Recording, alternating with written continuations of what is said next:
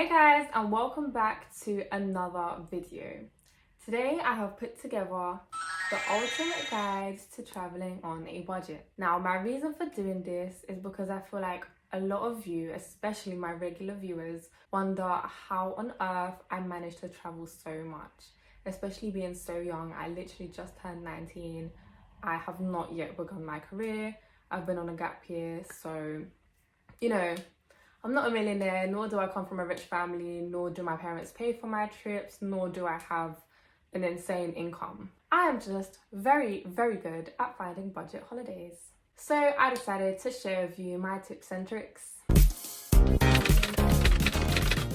This is a video for all types of travelers, from the all-inclusive resort ones to the backpackers. So the first thing I want to talk about is an amazing app called SkyScanner. If you're a bit more experienced in traveling, you have probably already heard of it. If not, let me give you a bit of background. What you do here is you go to Explore Anywhere, you select your airport, and then it will show you all the destinations from cheapest to most expensive. Prices start at literally like £10. I actually got a flight to Portugal for £12 from this app, and it pretty much has every single country in the world. I would say that this app is really good for city breaks, as you can also find hotels after you found a flight in the dates that suits you, as well as more uncommon places that you wouldn't necessarily find on places like Love Holidays or TUI, etc, etc. This is what I used for all my city breaks, all my small holidays, and also moving forward what I intend to use for more adventurous holidays that won't necessarily be an all-inclusive package, but I will actually book myself. This varies from places in the Middle East to South America to Asia, basically anywhere in the world that you want to go. Now, the next thing I want to talk about is obviously much more commonly known. This is how most people book their holidays.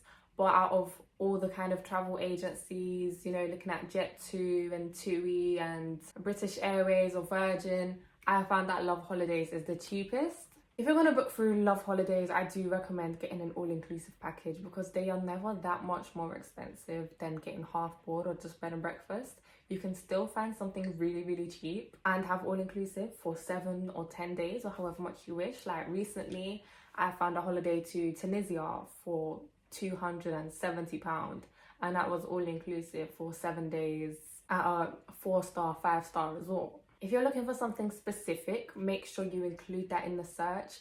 If you, for example, want to go to Greece, make sure you put that in there. If you only want all-inclusive, put that in there. If you only want 5-star, put that in there. And once you've put everything that to you is a necessity, then make sure you switch the search bar to low to high, and then you have all the low prices for exactly what you're looking for. Again, this does sound like quite an obvious thing to do, but I know that some people that aren't as experienced in booking holidays might not be aware of this. So this one's for you guys. Now, the problem with Love Holidays is that it has quite limited destinations. For example, in Latin America, there is only Mexico and Cuba. There's a couple in the Caribbean, a couple in Asia. Africa, I believe it's only Cape Verde and Zanzibar, maybe 1 or 2 more. But generally, it's the places that are known for being more touristy.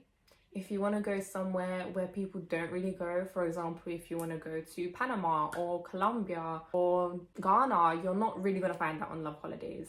For a destination like that, I would recommend SkyScanner and then looking at hotels through SkyScanner after you found the location and dates. Now, my next bit of advice is for people that are a little bit more adventurous and perhaps have more time. Perhaps this is for my fellow gap year colleagues. If I could do my gap year again, I would definitely work abroad. Because mine was quite last minute, I didn't really plan it, I just did it. I didn't have enough time to really organize my gap year the way I wanted it to go. If I could do that again, I would definitely try to work abroad, and there are many ways in which you can do this. For one, there is a website called World Packers, which allows you to volunteer in other countries, and that is literally countries all across the globe. All the ones I was mentioning earlier, Colombia, Panama, you can do that, and it will be like volunteering on a farm or teaching children English. This is, like I said, volunteer work, so you don't actually get paid for this one, but accommodation is included, meals are sometimes included. It's something that you would have to look at yourself more specifically, but it's definitely a great opportunity for more adventurous people. Obviously, do your research, make sure you read reviews. I personally have not taken part in this, so I cannot tell you how trustworthy it is, but I've seen plenty of reviews online and plenty of people that have done it and said it was a great experience. Another idea is to become a hotel entertainer. This is usually within Europe, but I have seen a couple other opportunities. I don't really have any websites off the top of my head, but this can be an easy Google search. There are multiple companies that are always looking for hotel entertainment for the animation team or for the sports club or the kids club. This is also a fairly easy application, and usually it is locations in, for example, Greek islands or Spanish islands, but you do also sometimes see locations that are a bit further away, for example, Thailand.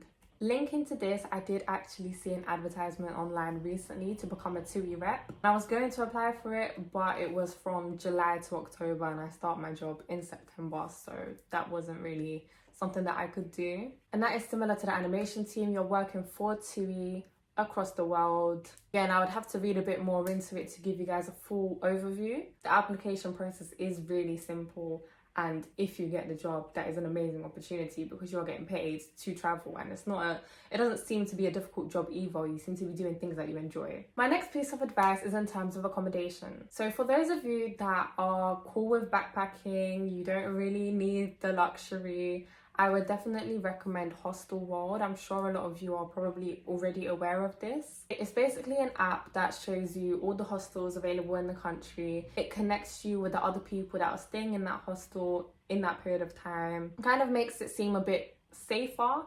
And also when you look at the hostels, they don't look as scary as you imagine it. I personally have never stayed in a hostel, but I'm not closed off. It's definitely something I would do at some point. People seem to think that hostels are this scary place, but a lot of them don't actually look bad at all. And for those of you that aren't willing to do that, 5-star all-inclusive hotels don't always need to be your choice. I have stayed in a lot of 4 stars and still had a great time. Didn't really see any flaws in the hotel. And I've even stayed in a 3-star. I think that was in Sweden.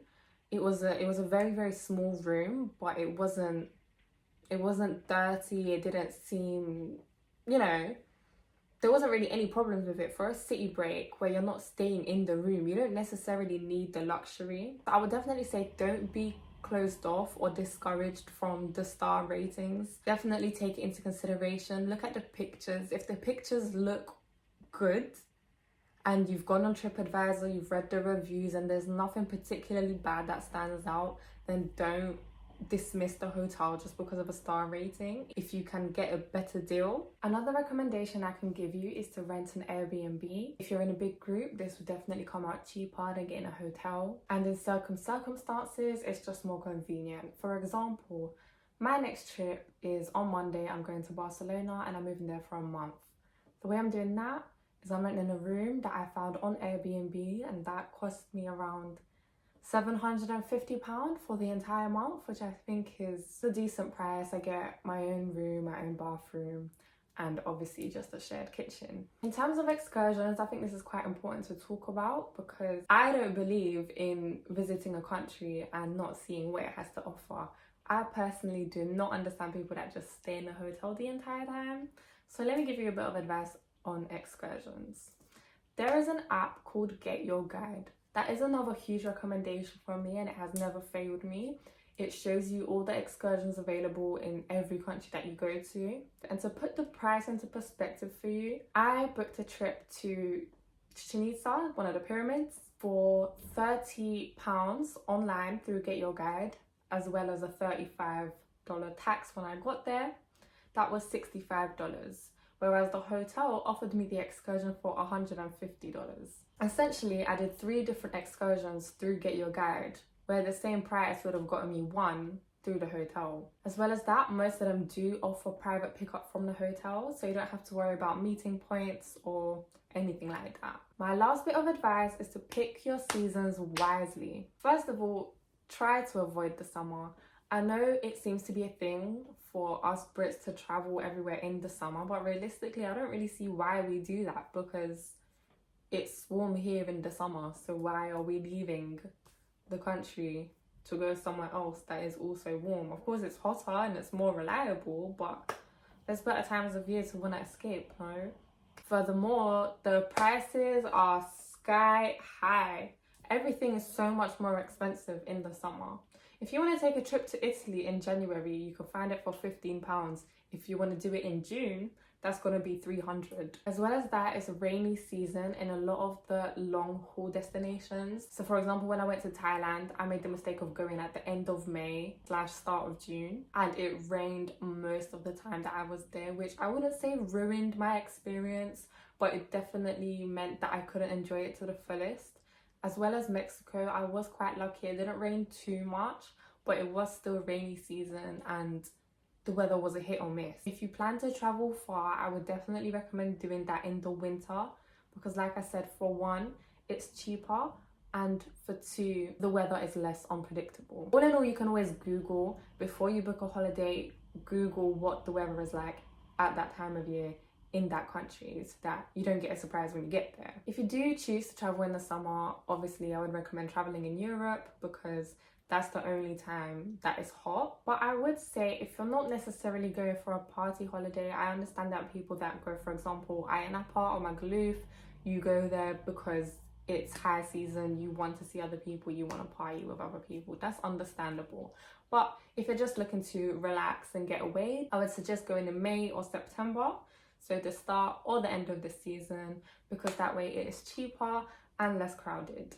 So that sums up my ultimate guide to traveling on a budget. I hope this helps you guys and I hope it encourages you to book more holidays.